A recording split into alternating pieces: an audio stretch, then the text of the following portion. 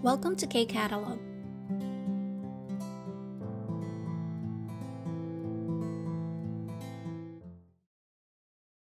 Level 3, Unit 3 ng workbook, page 31. Nasa Malhagiwadiki, speaking and listening part na po tayo. Instruction, same pa rin. Papakinggan natin yung conversation gamit tong QR code and complete natin yung mga blanks. So, number 1, pakinggan natin. 1. 우리 동네에 무료로 컴퓨터를 배울 수 있는 곳이 어디에 있는지 알아요? 글쎄요. 저도 잘 모르겠어요. Okay, so yung sagot, no, 어디에 있는지 알아요? 바사hin ulit natin yung conversation. 우리 동네에 무료로 컴퓨터를 배울 수 있는 곳이 어디에 있는지 알아요? So yung question, do you know or alam mo ba kung saang lugar dito sa street natin or sa lugar natin, no? Pwedeng matuto, 배울 수 있는. Okay? Pwedeng matuto ng libre ng computer lesson. So ano yung sagot ng kausap? 글쎄요. 저도 잘 모르겠어요. So again, 글쎄요, not sure, no? Sabi niya, ako din, hindi ko rin alam. Number 2. 2. 제가 보낸 음악 좀 들어보세요. 마음이 편안해져서 항상 듣다가 잠이 들어요. 요즘 스트레스 때문에 잠을 잘 못 자는데 한번 들어볼게요. Ayan, so dito naman, yung sagot is, 듣다가 잠이 들어요. 바사hin natin, sabi ni Ga, 제가 보낸 음악 좀 들어보세요. 마음이 편안해져서 항상 듣다가 잠이 들어요. So sabi niya, yung sinend ko, okay, na music, try mong pakinggan. So itong 마음이 편안해져서, so ibig sabihin po niyan is, gumagaan yung pakiramdam. 항상 듣다가, so every time daw na pinapakinggan niya ay nakakatulog siya. Okay, so again, no, if maalala niyo yung daga na grammar, may transition from this action, na-interrupt yung action na yun and nag-change to something na iba. So from nakikinig and then nakatulog siya. So dito tayo, sagot sina, sabi niya, 요즘 스트레스 때문에 잠을 잘 못 자는데 한번 들어볼게요. So sabi niya, nowadays because of stress, hindi ako makatulog. Pero sige, try kong pakinggan. Okay, so dito, number 3. Pakinggan ulit natin. 3. 두 사람이 다 출근하면 어머니는 혼자 계셔야 돼요? 네.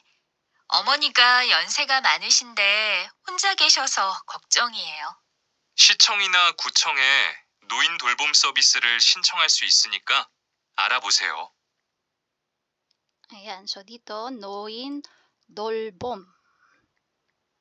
돌봄 서비스. 서비스를 알아보세요. Again, yung sagot sa number 3, 노인 돌봄 서비스를 알아보세요. So, ibig sabihin, if papasok na kayong dalawa sa trabaho, may iwan mag-isa yung inyong mama? So, sagot ngayon sina, sabi niya, yes. And sabi niya, si mama may edad na, kaya kapag may iwan siyang mag-isa, nagwo-worry ako. And then, sagot siga, may suggestion siya, no? Sabi niya, 시청이나 구청의 노인 돌봄 서비스를 알아보세요. So, sabi niya, dun daw sa City Hall or sa District Office, try niyang alamin ang about sa service na to, yung 노인 돌봄 서비스. So again, 노인 means elderly para sa mga matatanda natin, seniors. 돌봄, ayan yung caregiving, no? So yung pag-aalaga sa mga seniors. For listening, basahin muna natin yung mga questions. Number 1. 라흐만 씨는 한국에서 어떻게 취업했습니까? So 취업하다, ibig sabihin po nun is to work in a company, magtrabaho. So paano daw po nakapagtrabaho si Raman dito sa Korea? Number 2, true or false? Yung una, 구천 씨는 구직을 준비하고 있다. Pag sabing 구직, to find a job. So nagpe-prepare daw si 구천 sa paghahanap ng trabaho. Pakinggan maigi. Number 2, 라흐만 씨는 외국인을 도와주는 곳에 취업했다. So dun daw sa lugar kung saan tinutulungan yung mga foreigners dun sa lugar na yon daw nakapagtrabaho si Raman. Pakinggan natin kung babanggitin yon na. And then number 3.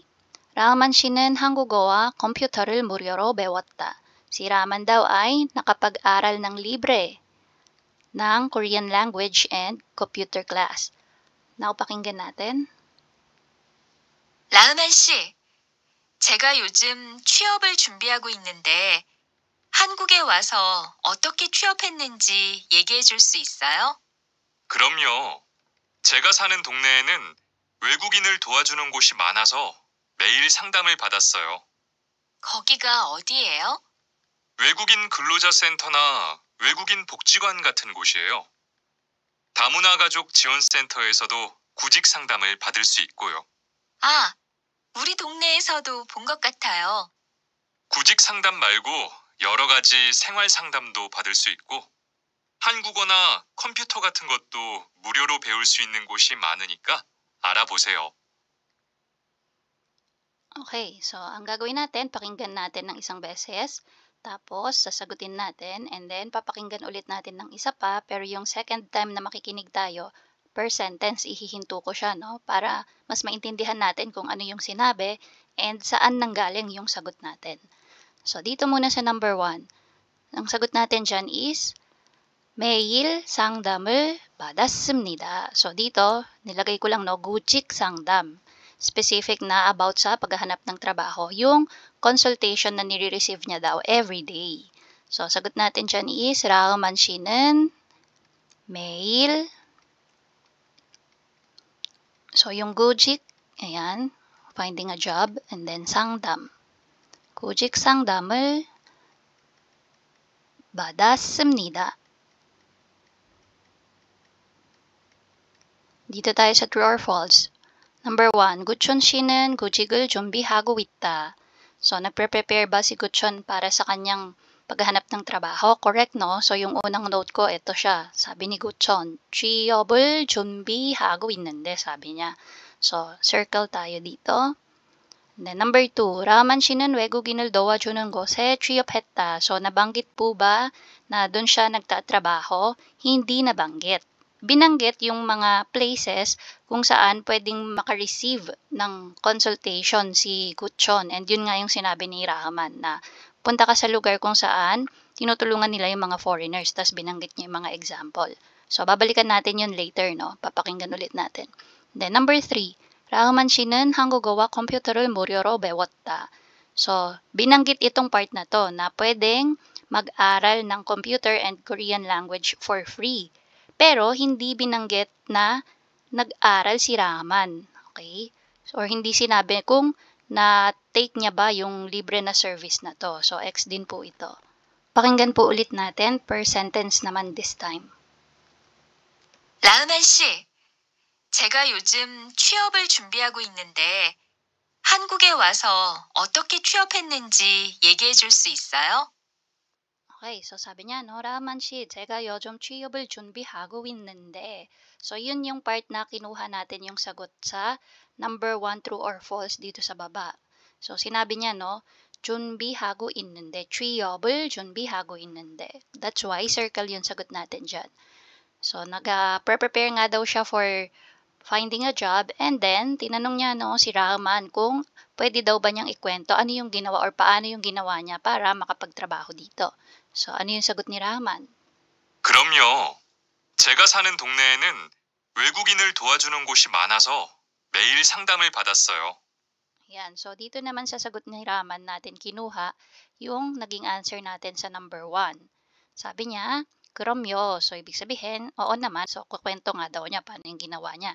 Sabi niya, 제가 사는 동네에는 외국인을 도와주는 곳이 많아서 매일 상담을 받았어요. So, dito binanggit niya yung sa lugar nga daw nila ay madaming lugar din kung saan tumutulong yung mga nagtatrabaho doon sa mga foreigners. So, everyday daw ay nagpapakonsult siya doon sa mga lugar na yon. Okay, so tingnan natin yung sagot ni Guchon. 거기가 어디예요?